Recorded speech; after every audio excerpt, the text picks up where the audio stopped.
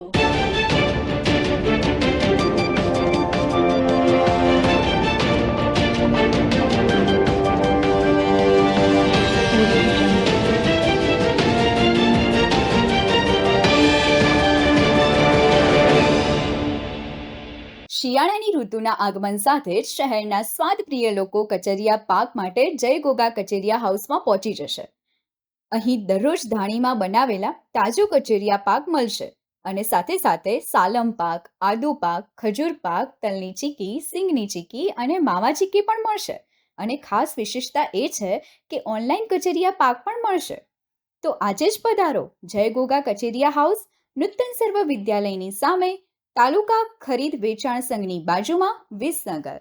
વિસનગર શહેરની સેવાભાવી અને જીવદયાના કાર્યોમાં સદાય તત્પર રહેતી એવી માય ન્યૂ ઇન્ડિયા ટ્રસ્ટ દ્વારા દર વર્ષે જાન્યુઆરી મહિનામાં દોરી પતંગના શોખીનો માટે જીવદયાને લગતો એક શુભ સંદેશો ફેલાવવામાં આવે છે, જેમાં કેટલાક વર્ષોથી પતંગ મહોત્સવની ઉજવણી બાદ વપરાયેલી દોરીના ગૂંચડા યોગ્ય ઇનામ આપીને ઉઘરાવવામાં આવતી હતી અને આ એકઠી કરવામાં આવેલી દોરીનો નાશ કરવામાં આવતો હતો.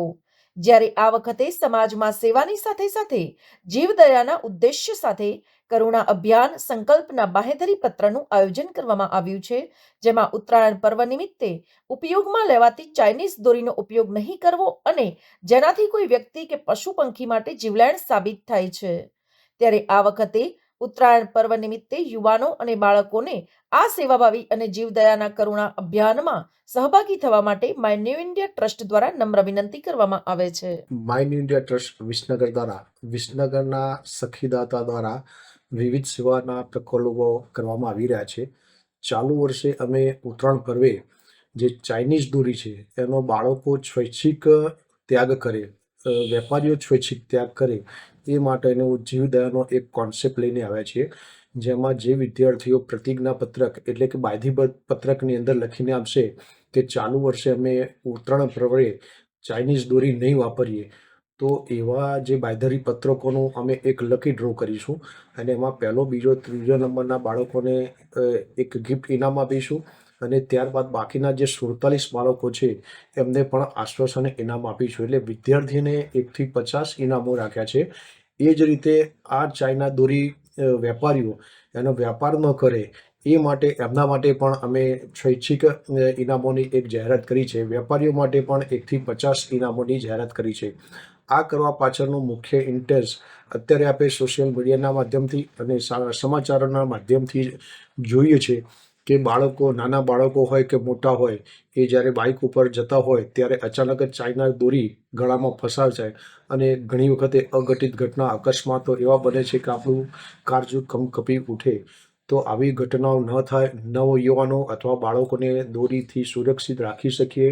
એ ઉપરાંત જે જીવદયાની બાબત છે, પશુ પંખીઓ એ પણ ઉડતા હોય ને એની અંદર ચાઇનાઝ દોરી ભરાઈ જાય ત્યારે એ લટકતા હોય ત્યારે આપણું કાળજું કંપી ઉઠે છે.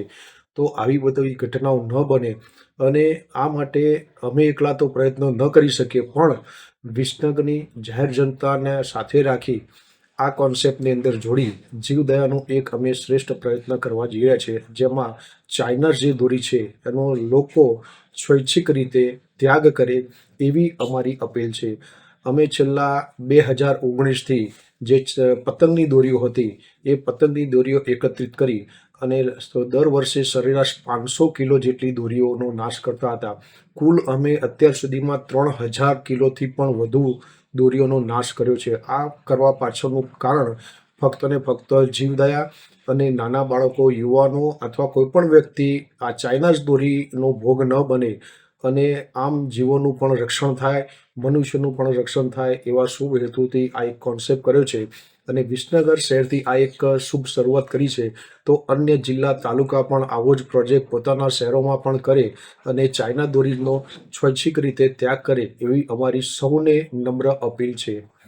સમાચાર અને જાહેરાત માટે સંપર્ક કરો પ્રકાશ સોની 94 294 35 034, અલ્પેશ બારોટ 93 774 26 544.